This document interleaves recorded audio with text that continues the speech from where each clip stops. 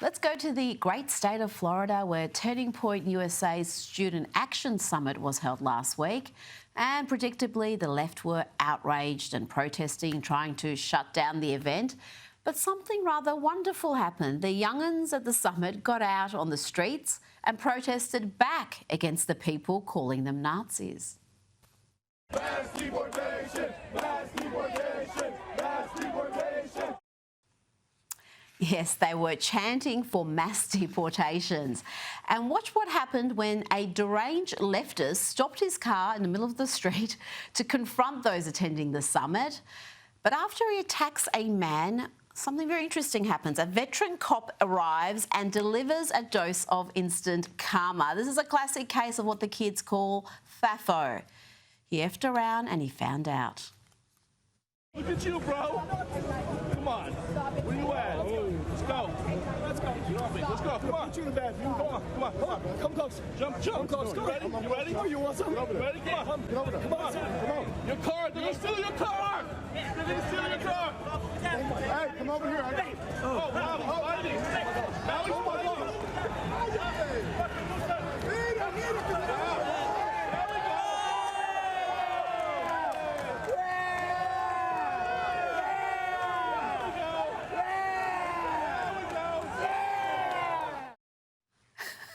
That is hilarious. And Blaze reports that man has now been charged with battery and resisting arrest and with driving under the influence. Joining me now is comedian and host of Prime Time with Alex Stein on Blaze TV. Alex, that man did get a dose of instant karma. You can't get away with that sort of behaviour in Florida. New York, California maybe, but not Florida. You were at this student summit. Tell me a little bit about what happened there.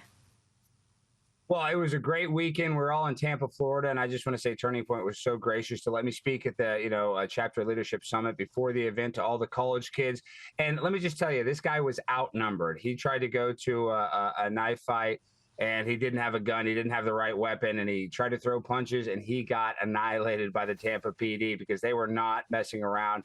And a lot of people knew that this protest was going to happen. This protest was planned in advance to counter-protest this event. And the protester learned a serious lesson that Trump derangement syndrome will land you in jail if you don't take care of it properly. Yeah, you don't mess around in the red states. In the blue states, yeah, they will be fine. They would look the other way. Now, Donald Trump has celebrated the one-year anniversary of surviving an assassin's bullet with the Chelsea Football Club. I'll bring you some footage of that in a second. But first, let's hear from the president. He was asked here about how he felt about the day.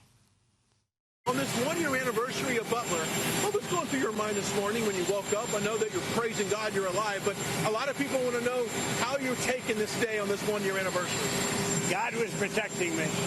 Maybe because God wanted to see our country do better or do really well, make America great again. But God was protecting me, Brian. I'll tell you, it's the more you think about it, the more you see it. Alex, he went on to say that he doesn't like to think about that day, and he said being president is a dangerous job and he'd rather not think about that danger. How do you feel about that day? It certainly changed the course of history. I mean, could you imagine if that bullet was just a couple centimeters in a different direction and Donald Trump died that day and Kamala Harris was our president? I mean, I just couldn't imagine that reality. So it is true what Donald Trump said, that it was God that saved his life. I think that was the only thing that could have actually stopped that. And it's very sad that somebody did pass away, a firefighter, a great guy. So this is a horrible tragedy, but this was the catalyst that helped Donald Trump win. So once again, it was a horrible thing. But, looking back, I think this was the moment that really sealed the deal for Donald Trump in this past election. So it was a horrible thing, but it had a positive outcome. I think it will go down in our lifetimes as perhaps the most historic moment. I don't think we fully appreciate just how incredible that was, and that vision and that image. They'll be looking at that hundreds of years from now.